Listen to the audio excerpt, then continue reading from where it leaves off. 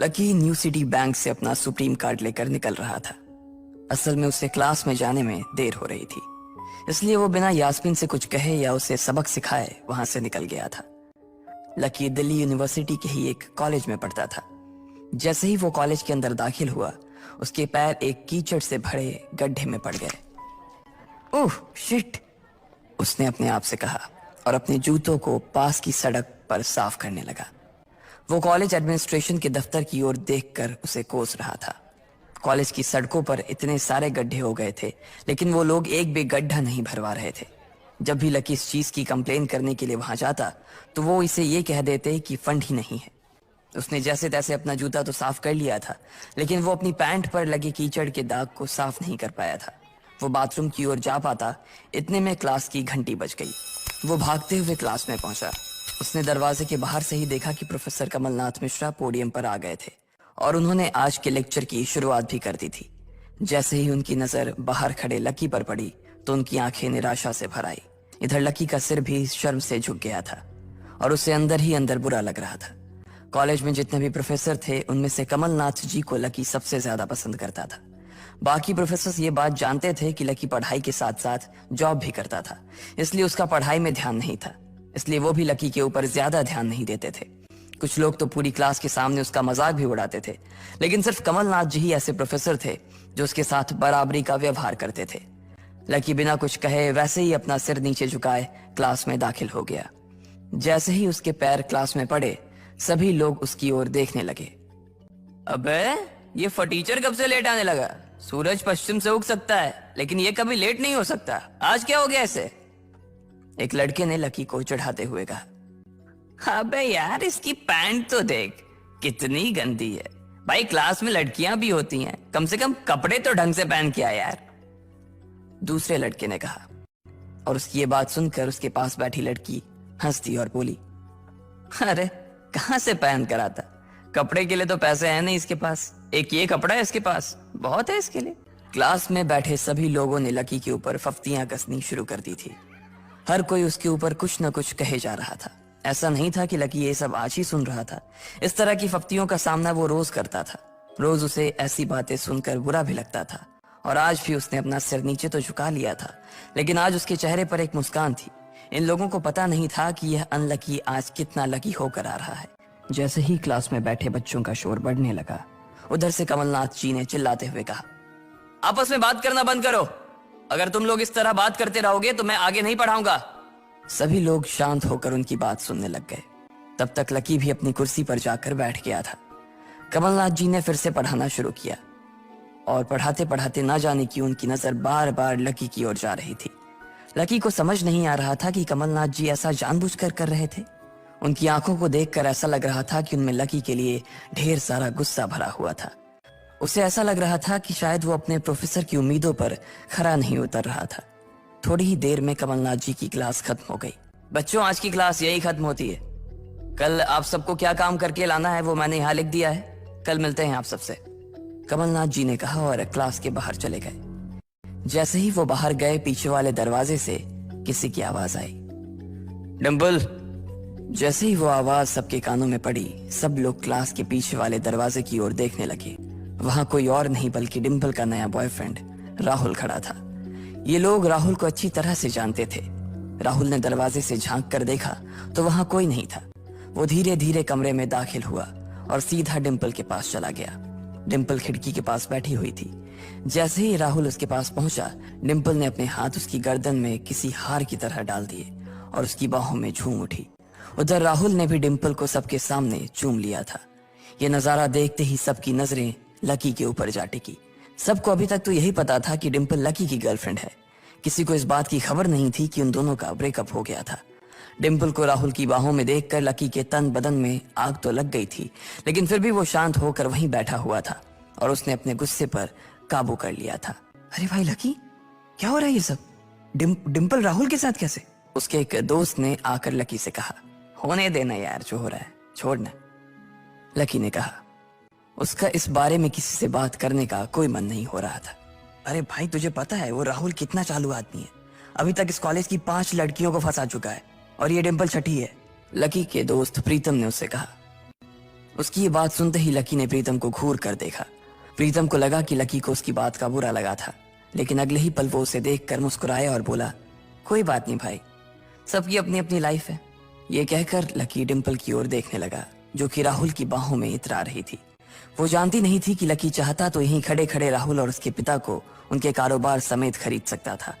उधर जैसे ही राहुल और डिम्पल की नजर भी लकी पर पड़ी तो वो जानबूझकर उसे छेड़ने के लिए उसके सामने से गुजरने लगे। अच्छा लकी, सुनना जरा। अचानक से डिम्पल लकी के सामने रुकी और बोली। उसने अभी भी राहुल की कमर में अपना एक हाथ डाल रखा था।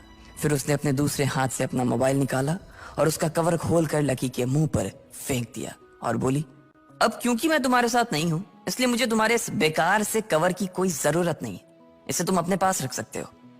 लकी ने उससे कुछ नहीं कहा और नीचे गिरा वो कवर उठाकर अपनी टेबल पर रख दिया। बेबी, इसने तुम्हें कवर गिफ्ट किया? कवर कौन गिफ्ट में देता है भाई? राहुल ने उसके सामने ही डिम्पल से कहा। राहुल लकी को नीचा दिखाने का एक भी मौका अपने हाथ से जाने नहीं देना चाहता था। लकी अंदर ही अंदर मुस्कुरा रहा था। डिम्पल ने राहुल की ओर देखा और बोली, बेबी, बात यह है कि जिसकी मोबाइल खरीद कर गिफ्ट करने की औकात नहीं होगी वो सिर्फ कवर ही तो गिफ्ट कर सकता है ना, और क्या। कोई बात नहीं बेबी, मैं आज ही तुम्हें एक नया फोन दिलवाता हूँ।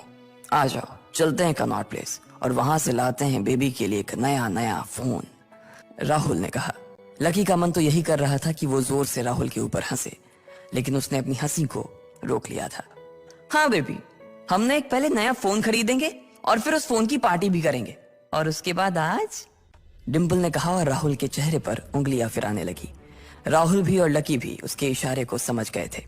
लकी जानता था कि ये सब सिर्फ उसे चिढ़ाने के लिए वो कर रही थी, लेकिन लकी को खुद के लिए नहीं बल्कि डिम्पल के लिए बुरा लग रहा था।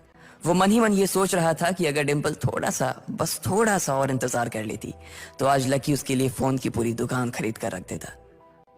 भाई, ये सब क्या हो रहा है? तेरे सामने ये सब हो रहा है और तू बस मुस्कुराया जा रहा है। गुस्सा नहीं आ रहा तुझे? प्रीतम ने लकी से पूछा। नहीं यार, जो हो रहा है अच्छा ही हो रहा है, जो होता है वो भी अच्छे के लिए होता है, इसलिए चल यार, छोड़, लकी ने कहा और फिर राहुल और डिम्पल की ओर देखने लगा। अब उन दोनों की नजर लकी के मुस्कुराते हुए चेहरे पर पड़ी तो वो अंदर से भवक गए। दोनों की दोनों ही ये सब सिर्फ और सिर्फ लकी को जलाने के लिए कर रहे थे, लेकिन वो तो ऐसे बैठा था जैसे उसका और डिम्पल का कोई रिश्ता ही नहीं था। जब अपनी इस बातों का लकी के ऊपर कोई असर होता नहीं दिखा तो डिम्पल राहुल से बोली, बेबी चलो यहाँ से। बेबी नहीं बेबी, हबी। आज से तुम मुझे हबी बोलोगी और मैं तुम्हें बोलूंगा मेरी प्यारी वाइफी, राहुल ने कहा और लकी के सामने ही डिम्पल को चूम लिया। ये देखते ही लकी थोड़ा सा जल्द भुन तो गया और उसका जवाब भी वो राहुल को देना चाहता था, इसलिए उसने कहा, डिम्पल ये सब क्यों कर रही हो तुम? क्या दिखाना चाहती हो इससे? लकी को डिम्पल का ऐसा रूप देखकर उसी के लिए बुरा लग रहा था। राहुल की किसी बात का तो लकी के ऊपर कोई असर ही नहीं हुआ, लेकिन लकी की इस बात का राहुल को जरूर बुरा लग गया था। उसने गुस्से से अपनी नाक फुलाते हुए कहा, ओए फटीचर, ज्यादा बकवास करने की जरूरत नहीं है। आज के बाद अगर तूने मेरी डिम्पल के बारे में कुछ कहा या उसकी तरफ आंख उठाकर भी देखा ना तो मैं राजपथ पर तेरी परेड करवा दूंगा। रहने दे भाई, उसकी जरूरत नहीं पड़ेगी। मैं खराब चीज ना तो देखता हूँ और ना ही उसके बारे में बात करता हूँ, लकी ने कहा और फिर से प्रीतम की ओर देखकर हंसने लगा। जिस तरह से लकी आज राहुल के मुंह पर जवाब फेंक कर मार रहा था, प्रीतम को तो विश्वास ही नहीं हो रहा था कि ये वही लकी है जो उसका दोस्त हुआ करता था। उधर राहुल उसका जवाब सुनकर गुस्से से लबरेज हो रहा था। वो लकी को सबक सिखाने के लिए अपना घूंसा तान कर उसकी दिशा में बढ़ा ही रहा था कि इतने ही में पीछे से एक लड़की की आवाज आई, डिम्पल। सब लोगों ने फिर से उस आवाज की ओर देखा। वहां पर एक थोड़े छोटे कद की लड़की खड़ी थी और वो गुस्से से डिम्पल की ओर देख रही थी। उसकी आंखों पर चश्मा लगा था और उसके बाल खुले हुए थे। अब तू हद से आगे बढ़ती जा रही है डिम्पल। लकी जैसे लड़के को छोड़कर तू इस एक नंबर के लफंगे लड़के के साथ पड़ी है। तुझे तो कॉलेज के किसी गड्ढे में जाकर डूब मरना चाहिए। साक्षी, क्या कह रही है तू? जुबान संभाल अपनी, डिम्पल ने कहा। राहुल के बारे में बुराई नहीं बल्कि लकी के बारे में अच्छी बातें सुनकर डिम्पल का मन खराब हो गया था। जब डिम्पल लकी के साथ थी तो उसकी साक्षी से भी अच्छी दोस्ती थी। साक्षी एक बहुत ही सुलझी हुई लड़की थी। जब भी डिम्पल और लकी के बीच किसी बात को लेकर झगड़ा होता तो डिम्पल उसे सुलझाने के लिए अक्सर साक्षी की ही मदद लेती थी। मैं जो कह रही हूँ ना, सही कह रही हूँ। तुझे सीरियसली शर्म आनी चाहिए डिम्पल। मैंने कभी नहीं सोचा था कि तू ऐसी लड़की निकलेगी। लकी जैसा बंदा ना तुझे कहीं नहीं मिलेगा, साक्षी ने कहा और एक कदम आगे आ गई। इधर लकी ने देखा कि साक्षी की बात सुनते ही राहुल के कान खड़े हो गए थे, लेकिन वो सच बोल रही थी, इसलिए राहुल भी कुछ नहीं कर सकता था। साक्षी लकी के पास आकर खड़ी हुई और बोली, तू इतनी जल्दी कैसे भूल गई यार? लकी तेरे लिए हर टफ टाइम में खड़ा रहा था। जब भी तू बीमार होती थी और तेरे खड़े होने की भी हालत नहीं होती थी तो बेचारा तेरे लिए खाना बनाता था, तेरे कपड़े धोता था और तो और तेरे लिए दवाई तक लेके आता था। तुझे याद है ना जब हम हिमाचल घूमने गए थे और तेरे पैर में मोच आ गई थी तो ये बेचारा अपनी नौकरी छोड़कर भागा भागा रात में हमारे पास आ गया था। इतना प्यार किया इसने तुझसे और तू इसे छोड़कर जा रही है, साक्षी ने कहा। अपने लिए साक्षी के मुंह से इतना सब कुछ सुन लेने के बाद लकी ने अपनी गर्दन नीचे झुका ली थी। उसे डिंपल के साथ बिताए वो सारे लम्हे याद आ रहे थे। वो डिंपल के ऊपर जान छिड़कता था। उसका बस चलता तो वो डिंपल को अपनी हथेलियों पर लेकर घूमता। भले ही उस वक्त उसके पास पैसे नहीं थे, लेकिन वो फिर भी डिंपल की छोटी सी छोटी डिमांड को पूरा करने के लिए अपनी जान लगा देता था। जो कवर डिंपल ने उसके मुंह पर फेंक कर मारा था, वो कवर को खरीदने के लिए लकी ने 3 दिन तक ओवर टाइम किया था। लकी को जैसे ही ये सब याद आया, उसकी पलकों की कोरे भींग गई थी। इधर साक्षी की बात पूरी नहीं हुई थी। उसने आगे कहा, अरे ये लकी अपनी छोटी सी सैलरी में से भी रोज तेरे गोलगप्पे के लिए पैसे निकाल लेता था।